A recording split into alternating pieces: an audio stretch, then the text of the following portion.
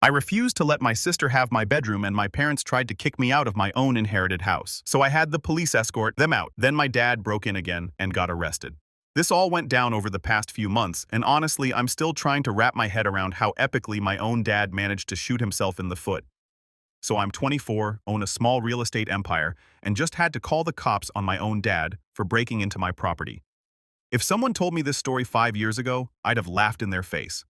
But here we are, and I'm not even mad anymore. I'm impressed by the sheer audacity. When I was 15, my mom passed, and my dad wasted no time marrying this overbearing woman, Carmen, 47 female, who tried way too hard to replace my mom. After 3 months of her throwing away my mom's stuff and redecorating my room without permission, I moved in with my grandpa Rex. He was my dad's dad. A retired judge had this massive house with like 5 bedrooms. Dude said yes immediately. Best decision I ever made. He was cool. Gave me space but was always there when I wanted to talk. He taught me about money, how to manage property, legal stuff. Turns out those lessons would save my ass later. When Grandpa died suddenly when I was 17, he left me everything. His house, 2 rental properties, and enough cash to get started. My dad got nothing and he lost his mind. Started yelling about how the property should go to him since he was Grandpa's son. But Grandpa's will was bulletproof. He even made a video explaining why he did it. Said he trusted me to be responsible with it, unlike my dad. Here's where it gets weird. Instead of me moving back with Dad and Carmen, they decided to move into my house.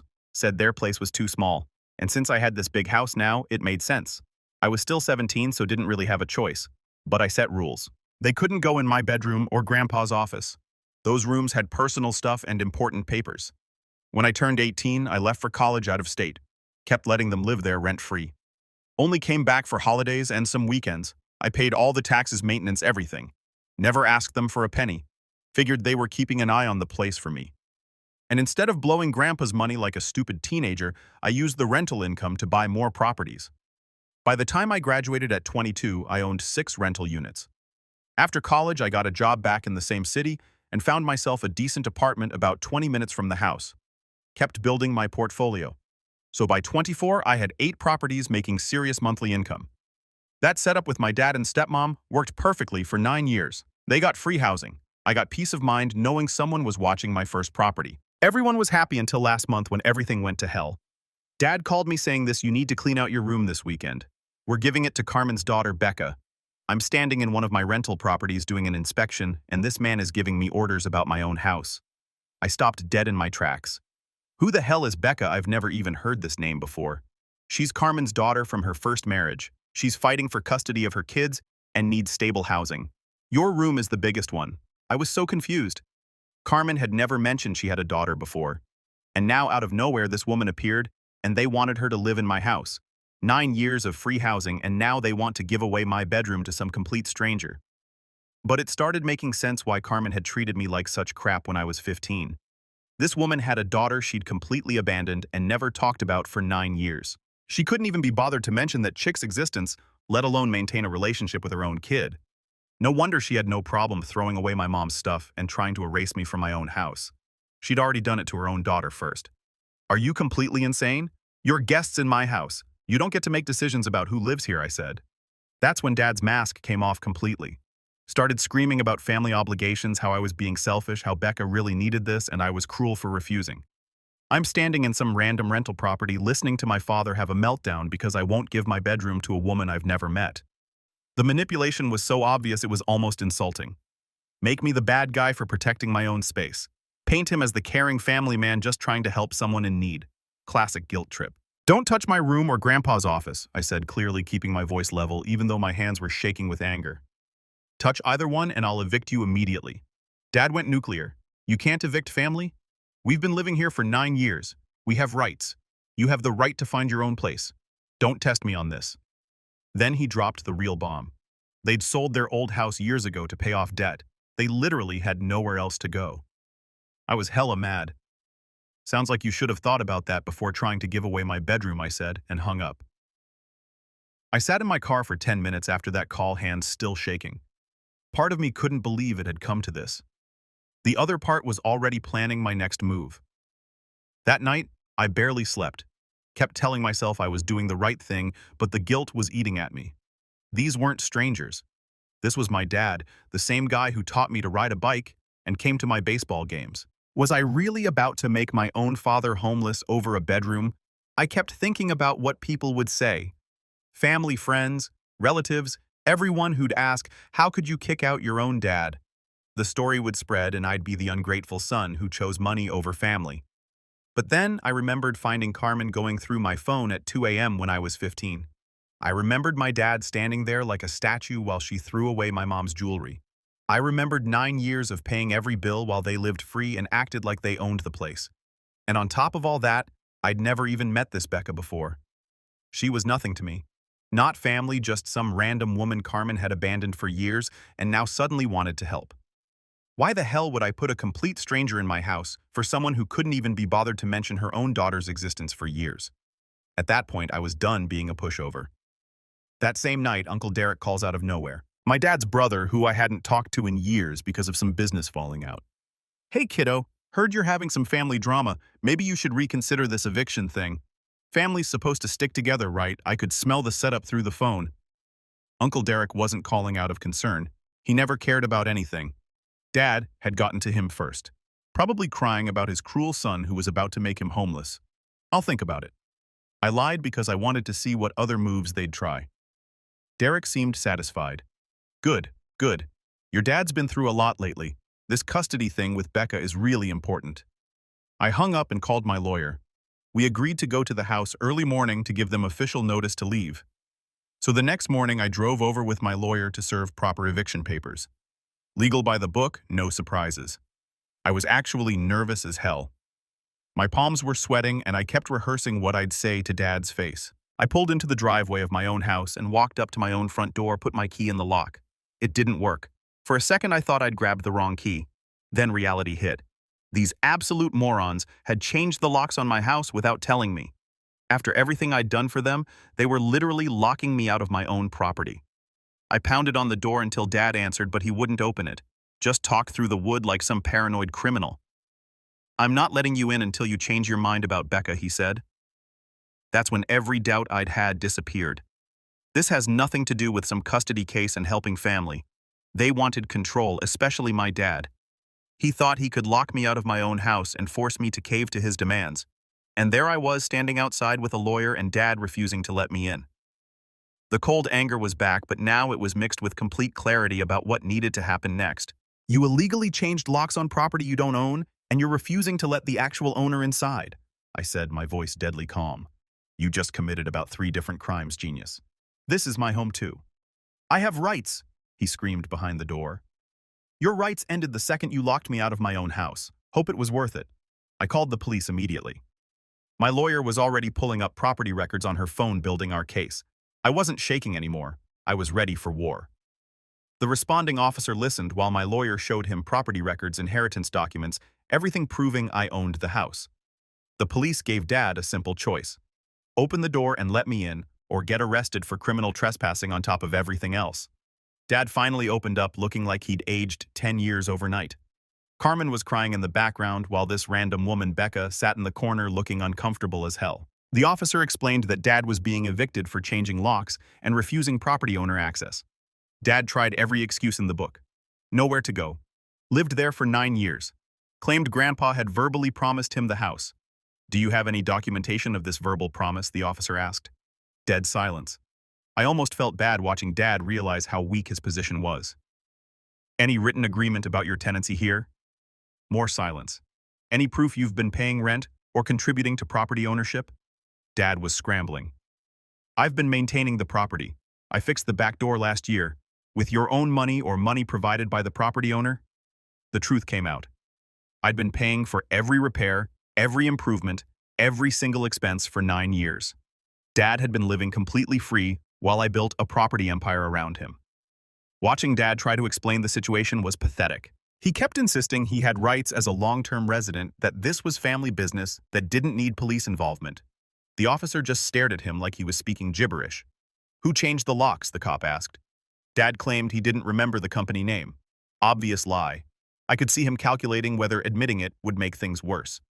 The officer made some calls and tracked down the locksmith within an hour. This sketchy operation had done the work without verifying ownership or getting proper documentation. When the locksmith found out he'd been hired to lock out the actual property owner, you could hear him panicking about his license over the phone. I pressed charges against both my dad and the locksmith. Dad for illegal tampering and preventing property owner access. Locksmith for failure to verify ownership. The officer was writing up the reports while I stood there watching my relationship with my father officially end. Part of me felt sick about it, but I also felt relieved that the games were finally over. While Dad and Carmen were packing their stuff, I got a closer look at this Becca character. Mid-30s, nervous energy, kept checking her phone like she was expecting bad news. Nothing about her screamed mother fighting for custody. I decided to test the story directly. "So what's the timeline on getting your kids back?" I asked her. She looked at Carmen, then back at me. "It's complicated. The court process takes time." Red flag number 1. Vague answers when a real mother would have specific dates, court schedules, detailed timelines burned into her memory. I kept pushing. "How many kids?" I asked. Another glance at Carmen. "Just one, a daughter." "How old?" Long pause. "She's 8 now." The whole interaction felt wrong. A mother fighting for custody would be talking non-stop about her kid, showing pictures, explaining the legal situation. This woman was giving me bare minimum answers like she was making it up on the spot. Then Carmen stopped packing her stuff and snapped. "Oh, give me a break!" She barked, stepping between us like she owned the place. "You're really going to interrogate her like she's on trial after everything we've been through?" She pointed right at me, voice rising. "You're a disgusting, selfish little brat with a bank account. Your mother would roll in her grave if she saw what you've become. Hoarding rooms and money while your father's on the street and your stepsister is fighting for her kid. You think this house makes you powerful? It just makes you heartless." I didn't respond, but she kept going louder now. "You didn't build this. Rex did. Your precious grandpa. And you're too cowardly to admit that without him, you'd be nothing. Just a spoiled kid playing landlord." Before I could even open my mouth, the cop near the door raised his hand. "Ma'am," he said firmly, "that's enough. This isn't your house, and you're one more outburst away from being removed for obstruction. I suggest you stop talking." Carmen clamped her mouth shut, but the look she gave me could have melted steel. I didn't flinch. I made a mental note to dig into Becca's story later because nothing added up. Right now, though, the only goal was getting them out for good. That first night after they moved out, I walked through my house in complete silence. 9 years of having other people living there, and suddenly it was just mine again. Should have felt good, but instead I felt this hollow emptiness. I went into my room and found they'd already started moving my stuff out. My clothes were in garbage bags. My desk had been moved to make room for a bed they'd ordered for Becca. They'd been so confident I'd cave to their demands that they'd already started giving away my space. And just like that, any doubt I had at that moment disappeared completely. These people had been planning to steamroll me regardless of what I said. The lock change was just step 1 of a calculated plan to take over my house entirely. Meanwhile, the locksmith who'd changed my locks got absolutely destroyed by the licensing board. Turns out this wasn't his first time doing shady work without proper verification. His license got suspended for 6 months. He had to pay a massive fine, and his business reputation was ruined when the local news picked up the story. The guy actually called me begging to drop the charges, claiming he didn't know Dad wasn't the owner, voice, shaking, talking about his kids and his mortgage, how this would destroy his livelihood. I felt bad for about 10 seconds. Then I remembered that professional locksmiths are supposed to verify ownership before changing locks. This is basic stuff. If you're going to change locks, make sure the person hiring you actually owns the property. Pretty simple concept. Ignorance isn't an excuse for not following basic professional standards. I told him maybe next time you'll do your job properly. The harsh reality was that his sloppy work had enabled my father to lock me out of my own house. If I let it slide, what message did that send to other contractors who might cut corners in the future?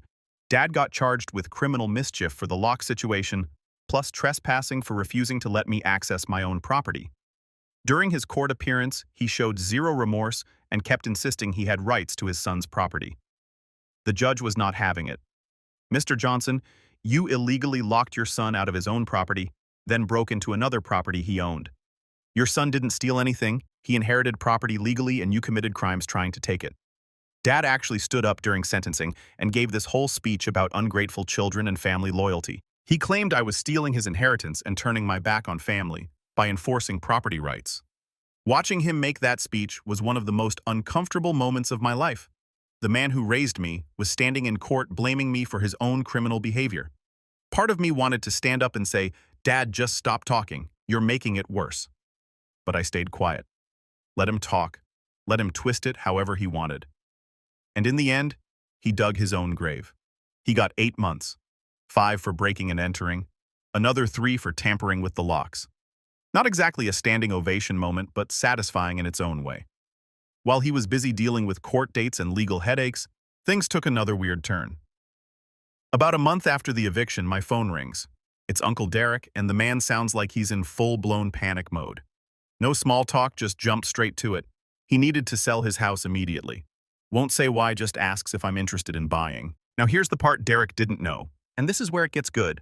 The house he was trying to offload, that was actually my great-grandparents' old place, the one Grandpa Rex grew up in. Grandpa had handed it down to Derek years ago, but he later told me he regretted that decision. Said Derek let it fall apart. Didn't take care of it like he should have. Grandpa even told me that if I ever got the chance to get it back, I should take it. Said it belonged with someone who'd actually respect the family history. And Derek, he had no idea who he was calling. In his mind, I was still just that college kid who lucked out with one inheritance. He didn't know I'd built a real estate empire while he wasn't paying attention. I offered him 40% of market value knowing he was desperate. He said it was too low, but I could hear the panic in his voice. Same offer, but all cash. Close next week, and I'll cover all legal fees and moving costs. I countered. The desperation won. Deal. I mean, business is business. If Derek was desperate enough to sell that fast, that was his problem to solve. After Derek signed the house over and took off with the cash, I figured that was the end of it. Quick sale, no questions asked. But about a week later, I got a call from an old neighbor near Derek's place. She's chatting with me about the house, and then casually drops, "Funny, I thought your dad was buying it." That's what he told everyone. Wait, what? That little comment sent me down a rabbit hole. I started putting pieces together, made a couple quiet calls, and yeah, turns out Derek had originally been planning to sell the house to my dad. They'd been talking for weeks. My dad had been scraping together whatever money he could before he got himself arrested, thinking he'd slide right back into his childhood home like nothing ever happened. And let me clarify things here. Dad didn't go to jail immediately after the first arrest. He was booked, denied bail, and held in county for weeks while the court sorted everything out. But before formal sentencing came down, he managed to scrape together bail through Derek, who sold him out later. That's how he got out long enough to try and buy Derek's place.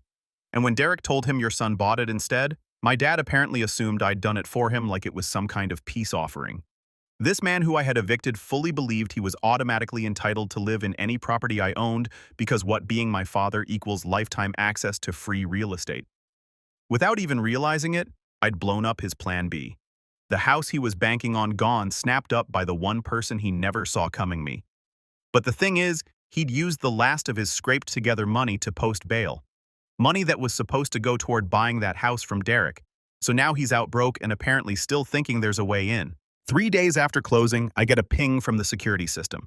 I'd installed cameras to keep tabs on the contractors doing the renovations. I checked the live feed from my office expecting drywall guys or electricians. Nope. I'm watching my 55-year-old father full-on crawling through a broken window like a bargain bin cat burglar. Not subtle, not smart, just desperate. He's inside wandering around like he owns the place, opening drawers, checking closets, pacing like he's planning where the couch will go. Meanwhile, I'm sitting there watching it unfold on my phone, wondering if I should be angry or just impressed at the sheer delusion. I don't know what he was thinking, but he was literally breaking into property I owned, while he was already facing criminal charges for the last time he messed with my property. Some people really never learn. I called the police immediately, but part of me felt sick about it. How had we gotten to this point?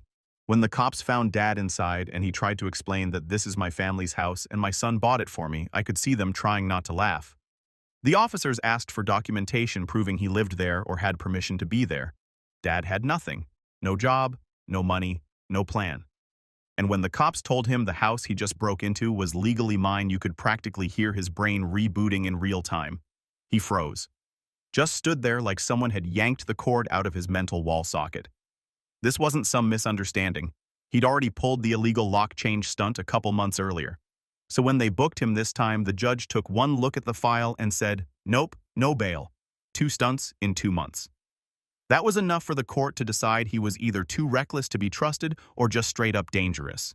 Maybe both. While he sat in county waiting for his next hearing, I finally had the breathing room to look into something that had been bugging me since the whole Derek situation. The rushed sale, the panicked phone call, the zero explanation. It didn't sit right.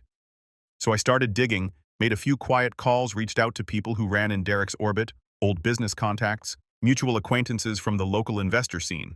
Took a bit of time, but I finally pieced it together. Turns out Uncle Derek had been in way over his head. He'd borrowed big, like six-figure big, from a couple of shady business partners for some real estate flip that flopped hard. Not just a bad deal, full-on financial faceplant. The kind that leaves scorched earth behind. And when the cash dried up and he couldn't pay back the loans, these guys didn't just send polite emails, they came knocking. Legal threats, pressure to liquidate assets, real heat. Uncle Derek, being the coward he is, obviously panicked. Instead of owning his mess, he started quietly offloading everything he could, selling off furniture, draining his investment accounts, even liquidating personal stuff, all under the radar. It was like watching someone set their own life on fire just so the flames wouldn't touch anyone else's. And yeah, you can imagine how proud I am of my uncle and dad. And my offer on the house that was his escape pod. He just needed one last lump sum to disappear. And I guess I was the lucky buyer who showed up right on cue. Wouldn't be surprised if the guy had his bags packed the morning we closed. Look, I actually felt a little used. No one likes being a chess piece. But let's be real. I still walked away with the property for 40% under market value. I wasn't exactly crying myself to sleep. Derek might have pulled a fast one, but he only needed to sell because he tanked his own life. That part wasn't on me. And just to be clear, I didn't lie for him. I may have casually mentioned to a few mutuals what direction he seemed to be heading when he left town. If you're going to burn your bridges with business partners and then try to ghost your way out of it, don't expect family to help hide the smoke. That's not how I operate. After that, I figured I'd seen the last of the drama for a while. Just wanted to focus on stabilizing the new property, tightening up leases, getting back to business. But life doesn't work like that. It never just hands you one mess at a time. While I was still juggling the legal cleanup from Dad's stunt and Derek's house, the past came crawling out from a totally different direction and hit harder than I expected. During Dad's court proceedings, I finally got the truth about Becca from an unexpected source. Carmen approached me outside the courthouse looking like absolute hell, so desperate. "Please," she said, grabbing my arm with shaky hands. "Can we talk? There's stuff you don't know about Becca." We sat in my car while Carmen fell apart completely. Turns out the whole custody battle story was complete fiction. Becca didn't have any kids to fight for. She'd lost custody of her one daughter years ago for neglect and substance abuse issues. The court case wasn't about getting custody back, it was about the state trying to permanently terminate her parental rights. Becca was fighting to keep even supervised visitation, not to get her daughter back. Carmen had made up the entire sob story to manipulate me into giving Becca free housing. They figured if I thought some poor mother was fighting to reunite with her children, I'd be more likely to help out. Classic emotional manipulation using fake kids as props. The betrayal cut deep. Not just that they'd lied, but that they'd used the idea of a mother losing her children to manipulate me. That's some sociopathic level scheming right there. "Why didn't you just tell me the truth?" I asked Carmen. "Maybe I would have helped if you'd been honest." Carmen just stared at her hands. "Would you have really?" "Honestly, probably not. But at least I would have respected them for being straight with me instead of playing games." Carmen begged me to let them move into one of my rental properties once Dad gets out of jail. She promised they'd pay rent this time, be model tenants, and never cause problems again. I told her all my units had paying tenants with signed leases, which was a lie. She asked if I could help them financially with a deposit somewhere else. I walked away without saying another word. Word of Dad's legal troubles spread through the family like wildfire.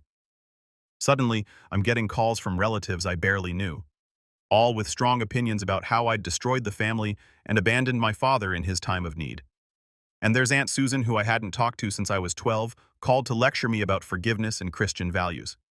Family forgives honey. This is what Satan wants. Families torn apart by pride and money. Uncle Mike, Dad's cousin, wanted to know if I was really going to let family end up homeless over some silly property dispute. Like, 9 years of free housing was just a silly misunderstanding. Every single conversation followed the same script. I was the bad guy for enforcing boundaries. Dad was the victim of circumstances, and I should fix everything by giving him money or housing. The manipulation was so obvious it was insulting. Not one of these people offered to help Dad themselves. Not one opened their own homes or checkbooks. They just wanted me to sacrifice my property and income to solve a problem Dad had created. "Why don't you let him stay with you?" I asked Uncle Mike. "Well, we don't have the space." "I see." So I should house him for free, but you can't because you don't have space. Got it? Dad was released from jail last week. Carmen called to tell me, said Dad wanted to meet to clear the air and start over. I declined. She asked again if I could help them financially. Told her 9 years of free housing was all the help they were getting from me. Good thing I didn't wait around. After Carmen called, I filed a restraining order, and it turned out to be the smartest move I made because 2 days after his release, he showed up at my workplace. He stormed into the reception area screaming about ungrateful children and stolen inheritance, demanding to talk to me man to man. My assistant was terrified. Clients were staring and security was scrambling to respond. Where is he? Where's my son? I raised him better than this. Dad was completely unhinged, waving his arms around and pointing at random people like they were conspirators. Security called the police while Dad continued his meltdown. He was yelling about how I'd stolen his home and destroyed his life when the cops arrived to arrest him for violating the restraining order. Watching my father get handcuffed in my office lobby was one of the most humiliating experiences of my life. Everyone was staring. My phone was ringing with panicked calls from employees, and I had to explain to confused clients why my own dad was being arrested. The restraining order now keeps him 500 feet away from me, all my properties, and my workplace. He's also prohibited from contacting any of my tenants or business associates. I changed my phone number and gave all my tenants his photo, with strict instructions not to let him near any of my buildings. I also created an LLC for all my real estate holdings, extra legal protection in case Dad tries any future schemes. Some nights I lie awake, thinking about everything that's happened. The rational part of my brain knows I did the right thing, protected my property, enforced reasonable boundaries, held people accountable for their actions. And the hardest part is explaining it to people. When someone asks about my family and I say my dad's in jail for breaking into my property, the looks I get are brutal, like I'm some heartless monster who destroyed his own father over money.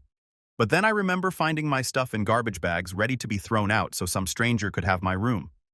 I remember 9 years of paying every bill while they acted like they owned the place.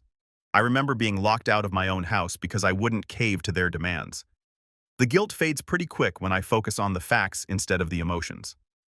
While Dad was dealing with legal consequences, I closed on my 9th property last month, a duplex in an up-and-coming neighborhood that should double in value over the next 5 years. Every month when I collect rent and review my portfolio, I think about how different things could have been. If I'd given in to Dad's demands, where would I be now? Probably fighting for space in my own house while supporting 3 adults who contributed nothing. The rental income from all my properties is more than most people make at their regular jobs. At 24, I have complete financial freedom because I made hard choices and stuck to my boundaries. I know that Grandpa Rex would be proud. He taught me that property ownership comes with responsibilities, but also with rights that need to be protected. He didn't tolerate people who thought they were entitled to other people's property, and neither do I. When I was cleaning out Grandpa's office after the eviction, something I'd never had the chance to do properly, I found some old documents in a locked drawer. Among them was a letter from Grandpa to his lawyer written just a few months before he died. In it, Grandpa explained his disappointment in both his sons and why he planned to leave his estate to me. He mentioned Dad had borrowed over $100,000 from him and never paid back a cent. The letter also revealed that Derek had stolen money from Grandpa's real estate business when he worked there in his 20s. The letter made it crystal clear that Grandpa believed neither of his sons was financially responsible or trustworthy. Reading it made me realize I'd made the right call with both of them. Now Dad's living in some studio apartment across town, working retail at 55 because his credit is destroyed and he has a criminal record. Carmen moved back to her home state to live with relatives after divorcing him in jail. She actually sent me a message on Messenger a few months later to let me know about the divorce and to apologize for everything that happened. I blocked her number halfway through the conversation. I don't want anything to do with that part of my life anymore. Becca disappeared completely once the free housing dried up. My real estate empire keeps growing. I'm looking at 2 more properties next month, both with strong rental potential in neighborhoods that are starting to turn around. Derek tried reaching out on social media last month, probably looking for a place to crash now that his creditors have tracked him down. I blocked him before he could even finish typing his sob story. 9 years of free housing wasn't enough. Paying every bill, every repair, every tax wasn't enough. They wanted to give away my personal space to a woman who was lying about a custody battle, then tried to lock me out when I refused. Every boundary I enforced, every legal document I filed, every hard choice I made, it was all worth it to get where I am now. Complete independence, financial security, and the peace of mind that comes from knowing nobody can manipulate me into giving away what I've earned. The friends who called me heartless, they're still working paycheck to paycheck while I'm building generational wealth. Even some of my closest friends said I should forgive and forget, but none of them offered to house Dad themselves. This holiday season, me and my girlfriend are hosting Thanksgiving at my house. We invited a few close friends who actually supported me through this mess. First holiday in years I'm actually looking forward to. No drama, no unreasonable demands, no unwelcome guests, just people who respect and care about each other.